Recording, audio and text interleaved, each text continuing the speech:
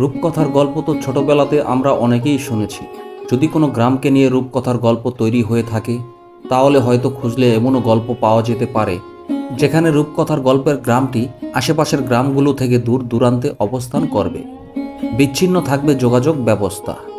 একটি দিঘির চারপাশকে কেন্দ্র করে গড়ে উঠবে গ্রামের অবস্থান, যেখানকার মানুষ সহজ সরল সাবলীল জীবনযাপন করবে যুগের পর যুগ ধরে। রূপকথার গল্পের সাথে মিল রেখেই যেন তৈরি হয়েছে আমাদের মুন্সিগঞ্জ জেলার টঙ্গিবাড়ি থানার পাঁচগাঁও ইউনিয়নের ছোট্ট গ্রাম জিনাইসার।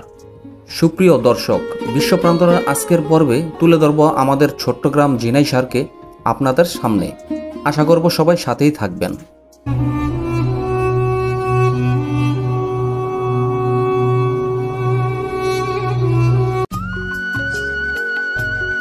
জিনাইসার গ্রামে আপনি যদি গাড়িপথে যেতে চান তাহলে শুরুতেই আপনাকে যেতে হবে দশত্তর গ্রামের উত্তর পশ্চিম পার্শ্বে। দশত্তর গ্রামের সবচেয়ে পুরনো সেতু বা কালভার্টের খুব কাছাকাছি পূর্ব পাশ দিয়ে চলে গেছে জিনাইসার গ্রামে যাওয়ার একমাত্র রাস্তা। রাস্তাটি পুরোপুরি কাঁচা রাস্তা। এই রাস্তাটি 2015 সালে নির্মাণ করা হয়েছিল। পরবর্তীতে রাস্তাটি উন্নয়নের আর কোনো পদক্ষেপ নেওয়া হয়নি।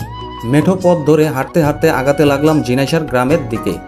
আমাদের মুন্সিগঞ্জ আলুর জন্য বিখ্যাত, আর এখন আলু চাষের সময়, তাই রাস্তার যে পাশেই তাকাই না কেন দু চোখ যত দূর যায় শুধু আলুর জমি চোখে পড়ে। আলু গাছের সবুজে আচ্ছাদিত হয়ে আছে পুরো ফসলি জমিগুলো। রাস্তার দুপাশ থেকে বয়ে আসছে স্নিগ্ধ বাতাস, যা যে কারোরই মনকে তৃপ্তিদায়ক অনুভূতি জাগাবে।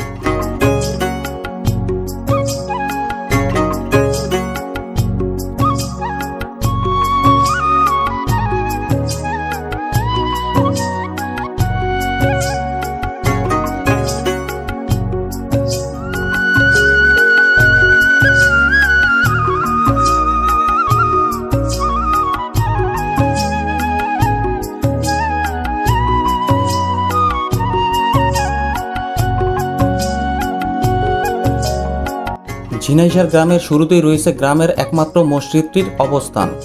মসজিদের নাম জিনাইসার আল আকসা জামে মসজিদ। মসজিদটি দেখতে বেশ সুন্দর। মসজিদটি 1991 সালে নির্মাণ করা হয়। তখনকার সময়ে মসজিদটি কাঠের তৈরি ছিল। 2010 সালে পবিত্র মসজিদটিকে নতুন করে পুনরায় নির্মাণ করা হয়। একটু আগানোর পর চোখের সামনে দেখতে পেলাম গ্রামের একমাত্র দিঘিটি, যেই দিঘিকে কেন্দ্র করে গড়ে উঠেছে এই গ্রামের জনসাধারণের জীবনযাপন ব্যবস্থা। এই দিঘির চারপাশেই গড়ে উঠেছে এই গ্রামের প্রতিটি বাসস্থান। জিনাইসার গ্রাম এতটাই ছোট যে দিঘির চারপাশ একবার চক্কর দিলে আপনি পুরো গ্রাম দেখে ফেলতে পারবেন খুব সহজে।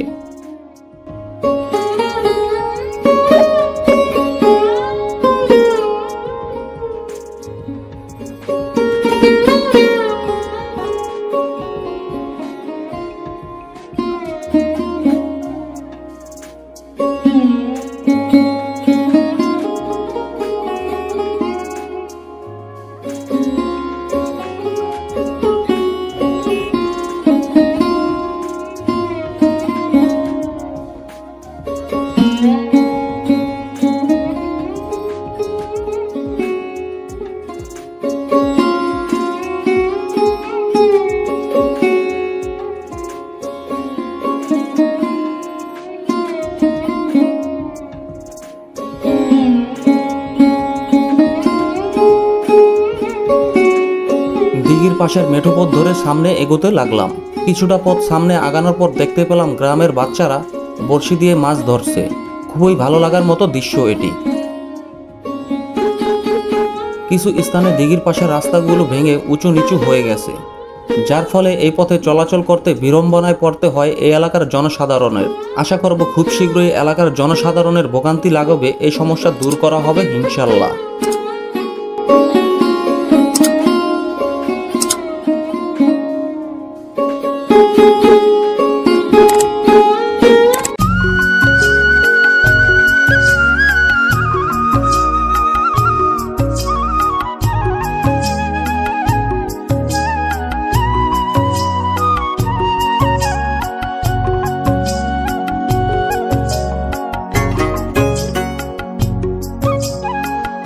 দিঘিটি আকারে বেশ বড়। গ্রামের প্রতিটি বাসিন্দার মধ্যমণি হয়ে আছে এই দিঘিটি যুগের পর যুগ ধরে। ভাবতেই অবাক লাগে একটি দিঘিকে কেন্দ্র করে কিভাবে গড়ে উঠেছে একটি গ্রাম।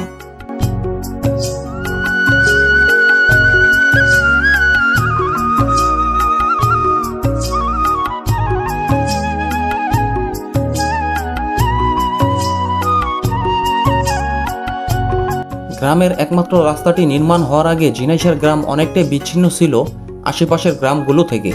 বর্ষা মৌসুমে নৌকা ছাড়া চলাচল করতে পারত না এই গ্রামের লোকজন। বছরে অত্যন্ত 4 মাস যোগাযোগ রক্ষার কাজে নৌকা ব্যবহার করা হতো।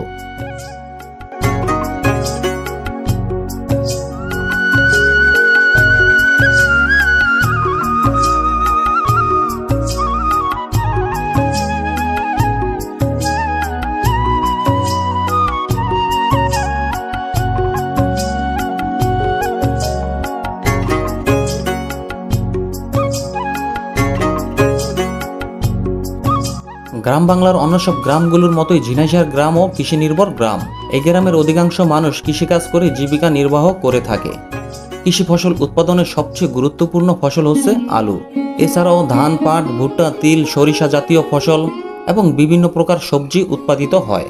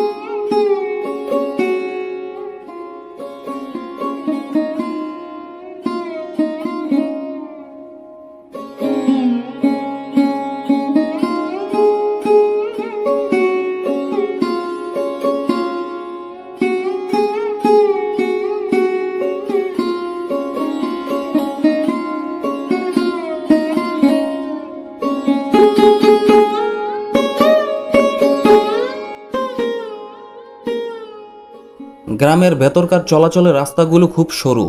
এটা অনেকটা পুরনো ঢাকার অলিগলির মতো। গ্রামটি আকারে বেশ ছোট হলেও বলতে পারেন পুরোপুরি ঘনবসতিপূর্ণ গ্রাম হচ্ছে ঝিনাইশার।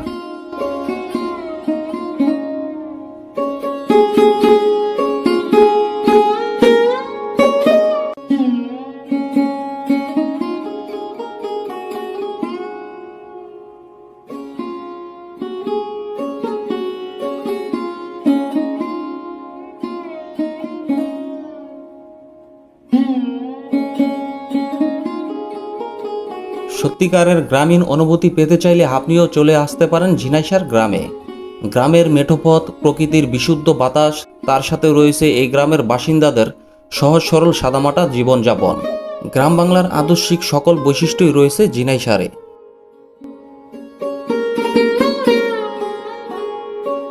আমাদের পাঁচগাঁও ইউনিয়নের সবচেয়ে ছোট গ্রাম হচ্ছে ঝিনাইশার। এই গ্রামটি এতটাই ছোট যে মাত্র 50টি পরিবারের বসবাস এই গ্রামে। ঝিনাইশার গ্রামের পশ্চিম পাশে রয়েছে বানকাইজ গ্রাম, যেটি লোহজং থানার কলমা ইউনিয়নের একটি গ্রাম। আর পূর্ব পাশে রয়েছে আমাদের পাঁচগাঁও ইউনিয়নের আরেকটি ছোট গ্রাম চাটাতিপাড়া, এবং দক্ষিণ পাশে পাঁচগাঁও ইউনিয়নের 7 নং ওয়ার্ডের দশত্তর গ্রামের অবস্থান।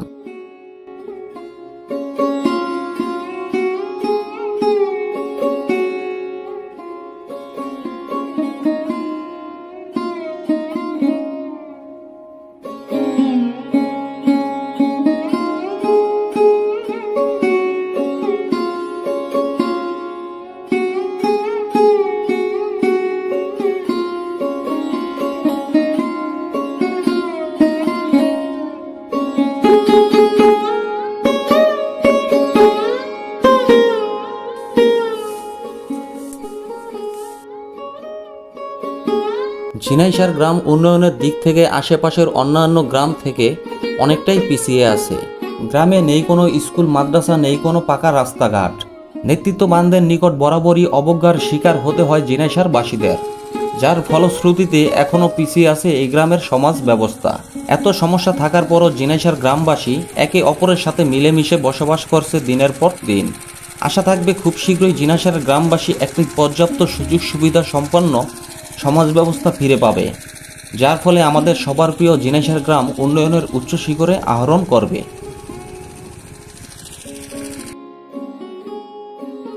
জিনাইশার গ্রামের ভিডিও করার সময় আমাকে শ্রম এবং সময় দিয়ে সহযোগিতা করেছেন আমার প্রাণপ্রিয় বন্ধুগণ এবং ছোট ভাইয়েরা। তাদের সকলকে অসংখ্য ধন্যবাদ। এতক্ষণ বিশ্ব প্রান্তরের সাথে থাকার জন্য অসংখ্য ধন্যবাদ সবাইকে। আশা করি সকলে ভালো থাকবেন। পরবর্তীতে কথা হবে অন্য কোনো পর্ব নিয়ে। সে সময় পর্যন্ত ভালো থাকবেন সবাই। আল্লাহ হাফেজ।